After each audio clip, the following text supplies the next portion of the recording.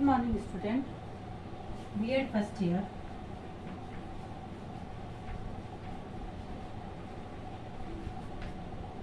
अधिगम और शिक्षण में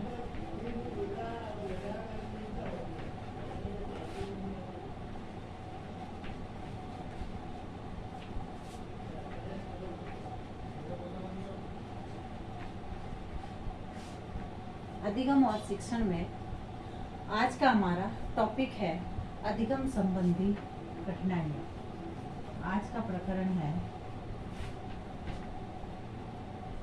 अधिगम संबंधी कठिनाइयों को समझना।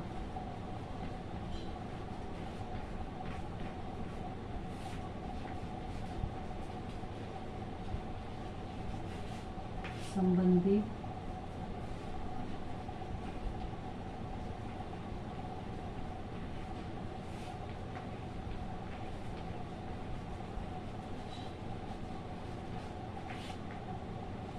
यानी विद्यार्थियों के अधिगम से संबंधित जो कठिनाइयां हैं, उन कठिनाइयों को समझना। अधिगम संबंधी कठिनाइयों को समझने की एक योग्यता अनिवार्य रूप से शिक्षक में विकसित होनी चाहिए, जिसके फलस्वरूप छात्रों के समक्ष इस प्रकार की परिस्थितियां उत्पन्न कर सकेगा जिससे कि उनका संज्ञानात्मक विकास हो सके। यानी शिक्षक को यह होना चाहिए कि बालकों की जो अधिगम से संबंधित जो कठिनाइयां हैं, उन कठिनाइयों को समझते हुए इस प्रकार की परिस्थितियां उत्पन्न करें जिससे कि बालकों का संज्ञानात्मक विकास हो सके। संज्ञानात्मक विकास एवं अधिगम की प्रक्रिया में आने वाली जो कठिनाइयां है वो इस प्रकार है। सबसे पहले है अधिगम संबंधी कठिनाई।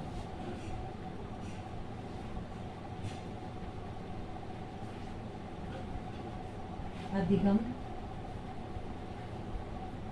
संबंधी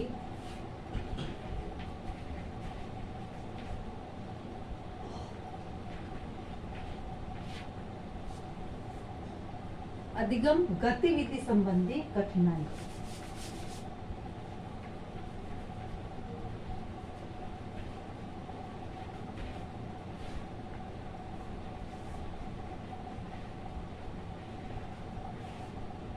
अधिगम गतिविधि संबंधी कठिनाई, इसमें अधिगम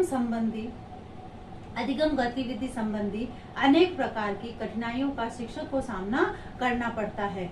वह कक्षा में सामान्य गतिविधियों के माध्यम से, यानी जो सामान्य गतिविधि है उसके माध्यम से अधिगम व्यवस्था को है संपन्न नहीं कर सकता या पूरा नहीं कर पाता है, क्योंकि कक्षा के प्रत्येक जो छात्र है, जो विद्यार्थी है, प्रत्येक छात्र की रुचि एवं क्षमता के अनुसार गतिविधियां उपलब्ध नहीं होनी चाहिए।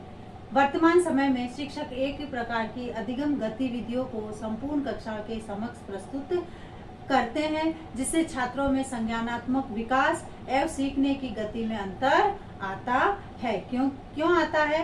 क्योंकि छात्रों के किसी समूह के लिए गतिविधियां उपलब्ध नहीं होती हैं। जिन छात्रों के लिए अनुपयुक्त होती है उनका अधिगम स्तर निम्न हो जाता है। यानी जब शिक्षक द्वारा कक्षा में एक ही प्रकार की गतिविधियों को कराया जाता है तो विभिन्न प्रकार के जो रुचि और योग्यता वाले जो बालक है, उसमें से कुछ बालक ऐसे होते हैं कि वह अपनी योग्यता अनुसार उन गतिविधियों को नहीं सीख पाते हैं और उनका जो अधिगम स्तर है वो निम्न हो जाता है। इस स्थिति में एक कुशल अध्यापक वही है, एक कुशल अध्यापक द्वारा विद्यार्थियों की, छात्रों की योग्यता और शक्ति के आधार पर जो है इस प्रकार की गतिविधियों का आयोजन करना चाहिए अधिगम से संबंधित, जिससे कि छात्रों को अलग अलग भाग में विभाजित करके उसके अनुरूप ही उनको अधिगम गतिविधि देनी चाहिए, जिससे कि सभी प्रकार के जो कक्षा में जो विद्यार्थी है उन विद्यार्थियों का अधिगम स्तर उच्च हो सके। यानी जो जिनका बौद्धिक स्तर अच्छा है उनको उसी प्रकार की अधिगम गतिविधियां करवानी चाहिए एक समूह में बांटकर, और जिनका बौद्धिक स्तर निम्न है तो उनको उसी प्रकार की जो है अधिगम गतिविधियां देनी चाहिए। तो यह शिक्षक के लिए आवश्यक है, तभी वह बालकों का, छात्रों का अधिगम स्तर उच्च कर सकता है तथा उनका विकास हो सकता है। उसके बाद है अधिगम वातावरण संबंधी कठिनाई।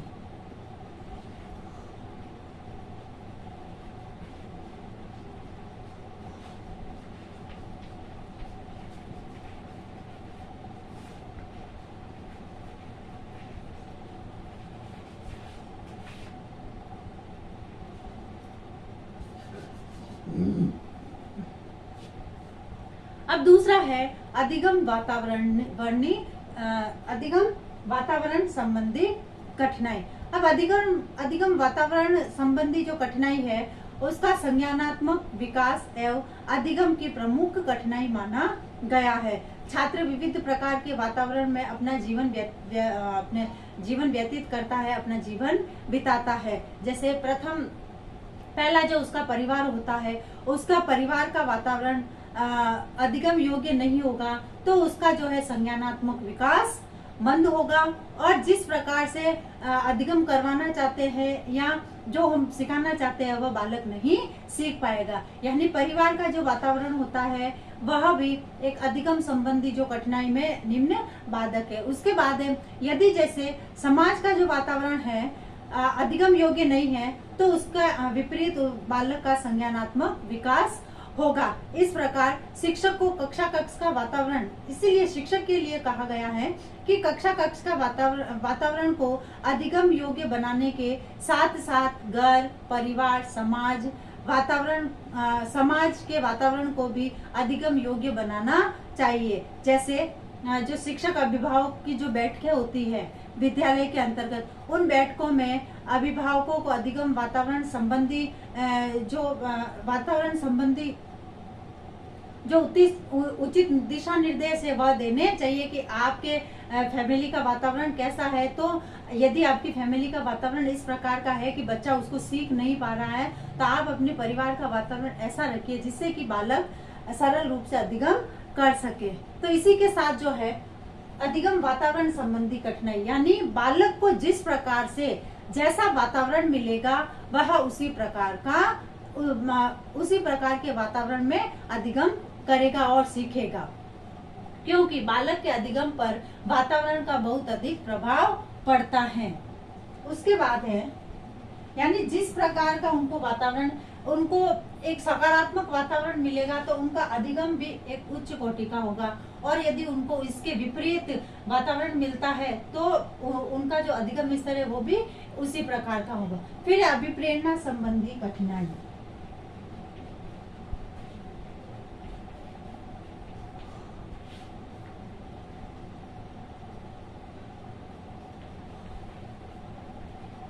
अभिप्रेरणा संबंधी कठिनाई। अब जो है अभिप्रेरणा संबंधी कठिनाई से आशय है कि अभिप्रेरणा संबंधी कठिनाई का समाधान शिक्षक द्वारा ही संभव होता है। यानी एक तो जो है शिक्षक को यह समझने का प्रयास करना चाहिए कि छात्रों को अभिप्रेरित करने से उसका प्रभाव सकारात्मक होना चाहिए। यानी विद्यार्थियों को जब हम मोटिवेशन देते हैं तो मोटिवेशन देते समय शिक्षक का जो व्यवहार होता है वह बहुत ही महत्वपूर्ण होता है। जैसे एक विद्यार्थी द्वारा या 3 सर्वोच्च अंक पाने वाले विद्यार्थी को पुरस्कृत किया जाता है, और अन्य द्वारा जो अपने अधिगम स्तर को उच्च बनाने के लिए प्रयास करने चाहिए। और दूसरे शब्दों में छात्रों में जो रचनात्मक जो प्रतिस्पर्धाएं होती है उनमें रचनात्मक प्रतिस्पर्धाएं भी करनी चाहिए। इससे संज्ञानात्मक विकास की जो प्रक्रिया है अधिगम स्तर जो है सर्वोत्तम रूप में होगा। यानी बालक को अधिगम के लिए मोटिवेट करना कि किस प्रकार से बालक में जो है हम बालक को एक सकारात्मक रूप से उनको अभिप्रेरित करके, यानी हम जो मोटिवेशन दे रहे हैं उनको पॉजिटिव रूप में मोटिवेशन देके हम विद्यार्थियों के अधिगम संबंधी जो कठिनाई है उस कठिनाई को दूर कर सकते हैं। यानी जब बालक किसी भी कार्य को करता है तो हम जब फीडबैक देते हैं बालक को, तो उस फीडबैक को नकारात्मक रूप में न देते हुए हम एक सकारात्मक रूप में विद्यार्थी को फीडबैक प्रदान करें। तो इससे बालक का जो अभिप्रेरणा है वह मोटिवेशन, बालक मोटिवेट होगा और उसकी अधिगम संबंधी जो कठिनाई है वह दूर होगी। उसके बाद चौथा जो आता है वह है पृष्ठ पोषण संबंधी कठिनाई। पृष्ठ पोषण संबंधी कठिनाई यानी बालक जो कार्य करता है उस कार्य से संबंधित जब हम फीडबैक देते हैं तो वह फीडबैक संबंधी भी कठिनाई बालक के अधिगम में अपने समस्या उत्पन्न करती हैं। जैसे कि हम जब बालक के कार्य की बालक जब कार्य करके लाता है तो हम उसके प्रति जब हमारा जो फीडबैक देते हैं वह नकारात्मक रूप में देते हैं तो बालक में अधिगम संबंधी कठिनाई उत्पन्न होती है। यानी पृष्ठ पोषण संबंधी कठिनाइयों को ध्यान में रखकर संज्ञानात्मक विकास एवं अधिगम स्तर को उच्च बनाया जा सकता है। जिस प्रकार को बालक को फीडबैक मिलेगा उसी प्रकार से उसका अधिगम स्तर उच्च होगा। जब हम बालक के किसी कार्य की प्रशंसा करेंगे तो एक उसमें उत्साह वर्धन होगा और वह अपने कार्य को अच्छे तरीके से करने की कोशिश करेगा। और यदि हम उसके कार्य की प्रशंसा न करते हुए उसे डांट दे, फटकार देवे या फिर उसको बेइज्जत करे, जलील करे तो बालक का अधिगम स्तर इससे प्रभावित होगा। एक शिक्षक से यह अपेक्षा की जाती है कि वह प्रत्येक छात्र को उसके संज्ञानात्मक विकास एवं अधिगम गतिविधियों की सफलता के लिए पृष्ठ पोषण प्रदान करें। अब पृष्ठ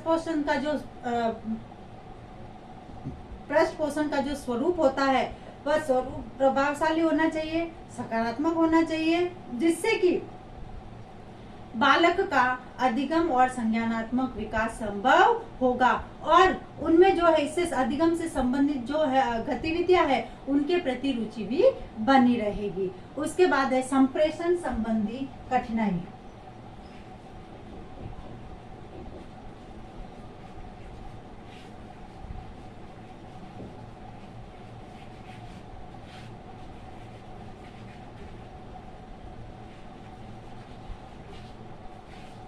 संप्रेषण संबंधी कठिनाई यानी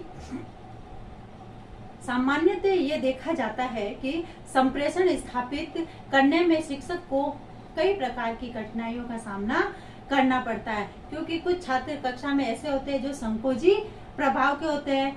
संप्रेषण के सर्वोत्तम रूप में होने पर अधिगम की व्यवस्था एवं संज्ञानात्मक विकास की व्यवस्था भी सर्वोत्तम रूप में होती है।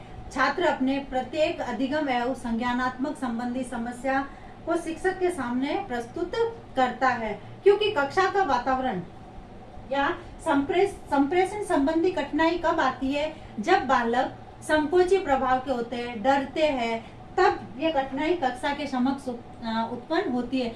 क्योंकि यदि बालक संकोची होगा तो वह अपनी बात को शिक्षक के सामने प्रस्तुत नहीं कर पाएगा। तो इसलिए शिक्षक को जो है संप्रेषण संबंधी कठिनाई का सामना करना पड़ेगा और इससे छात्र अपनी प्रत्येक अधिगम एवं संज्ञान संबंधी जो समस्या है उसको शिक्षक के समक्ष प्रस्तुत नहीं कर पाता है तथा शिक्षक उसकी सहायता नहीं कर पाता है, क्योंकि जब तक बालक बोलेगा नहीं, अपनी समस्या को बताएगा नहीं, तब तक जो है शिक्षक जो है उसकी समस्या का समाधान नहीं कर पाएगा। शिक्षक को इस स्थिति में छात्र को अधिक विचार अपने जो विचार है वह प्रकट करने के अधिक अवसर देने चाहिए, जिससे छात्र का जो है शिक्षक के प्रति एक विश्वास उत्पन्न हो तथा वह अपने प्रत्येक अधिगम से संबंधित जो भी कठिनाई है उस कठिनाई को शिक्षक से डिस्कस करें और उनका समाधान खोजे। तो इसलिए अब है निर्देशन एवं परामर्श संबंधी कठिनाई।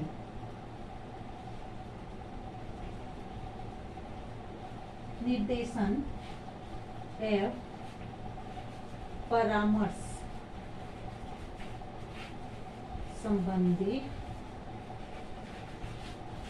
अब जो निर्देशन एवं परामर्श संबंधी कठिनाई में सामान्यतः यह देखा गया है कि प्राथमिक स्तर पर विद्यालय में निर्देशन एवं परामर्श की नियुक्ति नहीं होती है। यानी प्राथमिक स्तर के जो विद्यालय है उनमें निर्देशन करता है और परामर्शकर्ता जो है उनकी नियुक्ति नहीं होती है, जिसके परिणाम स्वरूप शिक्षक को इस दायित्व का निर्वहन करना पड़ता है। क्योंकि जब तक विद्यार्थियों को उचित गाइडलाइन नहीं मिलेगी, उचित दिशा निर्देश नहीं मिलेंगे, उचित सलाह नहीं मिलेगी, तब तक वो है अपने किसी कार्य के प्रति जागरूक नहीं रहेंगे। तो शिक्षक को निर्देशन एवं परामर्श के संबंध में उचित जो है प्रशिक्षण, उनको ट्रेनिंग प्राप्त नहीं होती है। इसलिए इस कार्य में शिक्षक को बहुत सारी कठिनाइयों का सामना करना पड़ता है। जब छात्रों को उचित दिशा निर्देश एवं परामर्श प्राप्त नहीं होगा, तब उनका संज्ञानात्मक विकास और जो अधिगम स्तर है वो उच्च नहीं हो पाता है। क्योंकि जब विद्यार्थियों को सही गाइडलाइन, सही मार्गदर्शन नहीं मिलेगा, तब तक उनका अधिगम स्तर उच्च नहीं हो सकता। तो इसलिए इस स्थिति में शिक्षक को यह प्रयास करना चाहिए कि वह निर्देशन एवं परामर्श का उचित जो है प्रशिक्षण प्राप्त करे और उसके पश्चात बालकों को सही रास्ता दिखाए और सही दिशा निर्देश दे, सही सलाह दे। उसके बाद है संवेगात्मक अस्थिरता संबंधी कठिनाई।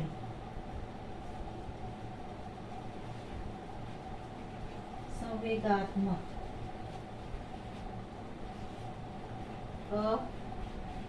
अस्थिरता, संवेगात्मक अस्थिरता संबंधी कठिनाई। अब जो इसमें जो बालकों की जो संवेग होते हैं वह अस्थिर होते हैं, वह भी कभी कभी उनके अधिगम और संज्ञानात्मक विकास में बाधक बनते हैं। क्योंकि अनेक छात्रों के जो अपने संवेगात्मक अस्थिरता पाई जाती है और संवेगात्मक अस्थिरता के कारण ही संज्ञानात्मक विकास और जो अधिगम होता है उस पर प्रभाव पड़ता है। विद्यालय में अध्ययन के लिए आने वाले छात्रों में प्रत्येक छात्र के संवेगात्मक स्थिरता नहीं होती। किसी को गुस्सा जल्दी आ जाता है, किसी को गुस्सा नहीं आता है, कोई अपनी बात को बोलकर व्यक्त कर देता है, कोई किसी चीज को तोड़ फोड़ कर व्यक्त करता है। तो इस प्रकार जो है बालकों के संवेग अस्थिर होते हैं। संवेगात्मक अस्थिरता को दूर करने के लिए शिक्षक द्वारा विविध प्रकार के प्रयास किए जाने चाहिए, जिससे उसे कठिनाई का अनुभव होता हो। इस स्थिति में शिक्षक को संवेगात्मक विकास एवं स्थिरता लाने के लिए विद्यार्थियों को अधिक से अधिक जो है एक समूह में बांटकर उनको समूह में कार्य देना चाहिए। जब हम बालकों को समूह में कार्य देंगे तो उनमें जो है संवेग उनके स्थिर होते जाएंगे और उनमें संवेगात्मक स्थिरता होती रहेगी। उसके बाद है रुचिपूर्ण गतिविधियां संबंधी कठिनाई।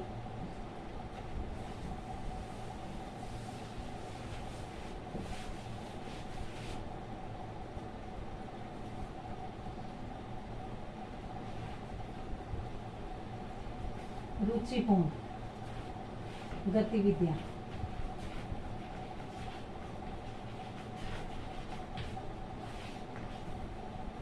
अब जो है रुचिपूर्ण गतिविधियां संबंधी कठिनाई, इसमें अधिगम संबंधी रुचिपूर्ण गतिविधियां उपलब्ध कराना भी शिक्षक के लिए कठिन कार्य होता है। क्योंकि प्रत्येक छात्र की प्राथमिक स्तर पर जो है विविध प्रकार की रुचियां होती है। कोई किसी माध्यम से, कोई खेल के माध्यम से अधिगम करना चाहता है, कोई जो है जैसे कोई खेल के माध्यम से करना चाहता है, कोई बुक के माध्यम से अधिगम करना चाहता है, कोई अन्य किसी गतिविधि के माध्यम से अधिगम को कंप्यूटर के माध्यम से पढ़ना चाहता है। तो इस प्रकार से प्रत्येक बालक की अधिगम संबंधी जो कठिनाइयां है, अधिगम संबंधी जो गतिविधियां है और उनकी रुचि भी अलग अलग होती है। उन सभी के अनुसार अधिगम गतिविधियां उपलब्ध कराना एक चुनौतीपूर्ण कार्य है। इसके लिए एक शिक्षक को सभी छात्रों की रुचि जानने का, कि आप लोगों को किसमें रुचि है, उन सबकी रुचियों को जानने का प्रयास करते हुए समान रुचि वाले जो छात्र हैं, जैसे किसी को कंप्यूटर के माध्यम से अधिगम करना है तो उनका एक ग्रुप बना ले, किसी को किताब के माध्यम से करना है अधिगम तो उनका एक ग्रुप बना ले, किसी को खेल के माध्यम से अधिगम करना है तो उनका एक ग्रुप बना ले।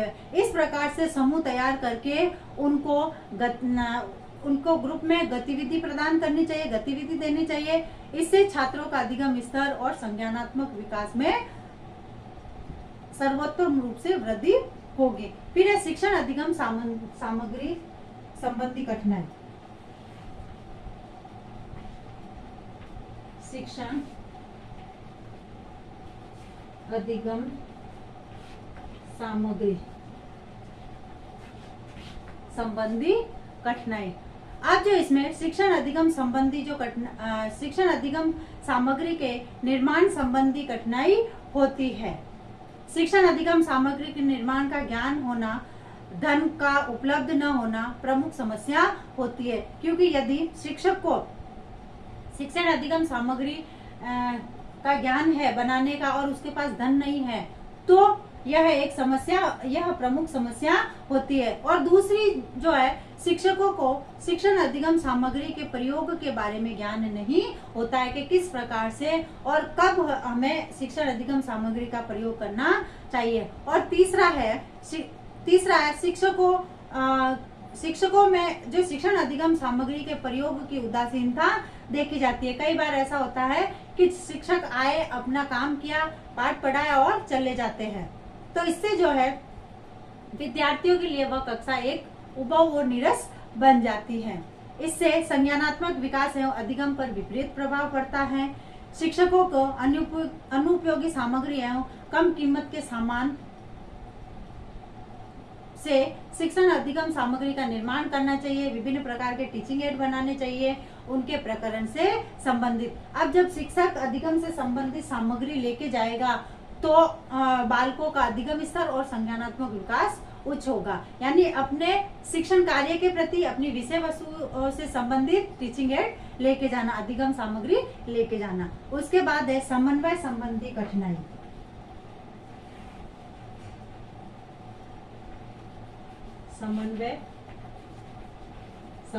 समन्वय यानी तालमेल बिठाना आपस में, यानी समायोजन संबंधी कठिनाई अधिगम का प्रमुख कारण मानी गई है।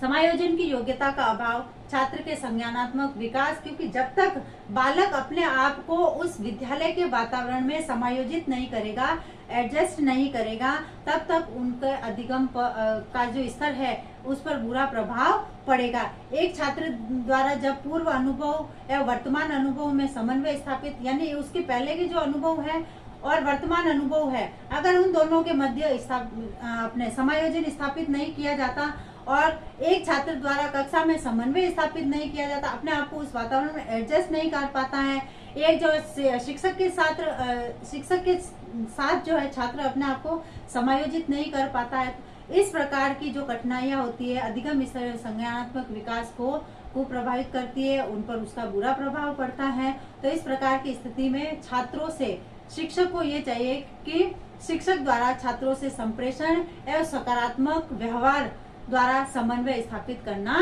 चाहिए। यानी इस स्थिति में शिक्षक द्वारा छात्रों के प्रति सकारात्मक व्यवहार करना और संप्रेषण जो है स्थापित करना चाहिए, जिससे कि उनमें शिक्षक में विद्यार्थियों में एक सामंजस्य स्थापित होगा, सामंजस्य बैठेगा और इससे उनका संज्ञानात्मक विकास और अधिगम स्तर उच्च होगा। अब इससे हमें ये पता चलता है कि संज्ञानात्मक विकास प्रक्रिया एवं अधिगम संबंधी अनेक कठिनाइयों को समझने की योग्यता एक शिक्षक को होनी चाहिए। इसके साथ ही शिक्षक द्वारा अपनी योग्यताओं एवं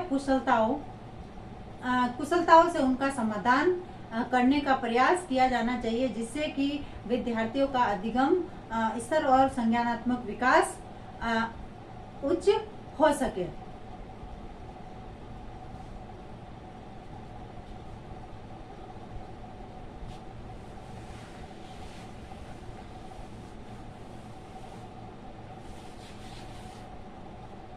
अब आज का गृह कार्य, अधिगम संबंधी कठिनाइयों के कारण बताइए। अब एक विशेष बात, जैसे कि हम सभी जानते हैं कि वर्तमान समय में कोरोना अत्यधिक रूप से फैल रहा है तथा इससे बचाव हेतु हमें उपाय करने हैं। हाथों को सैनिटाइज करना, मुंह पर मास्क लगाना, सोशल डिस्टेंस का ध्यान रखते हुए किसी भी व्यक्ति से 2 फीट की दूरी बनाए रखें। स्वस्थ रहे, सुरक्षित रहे। धन्यवाद।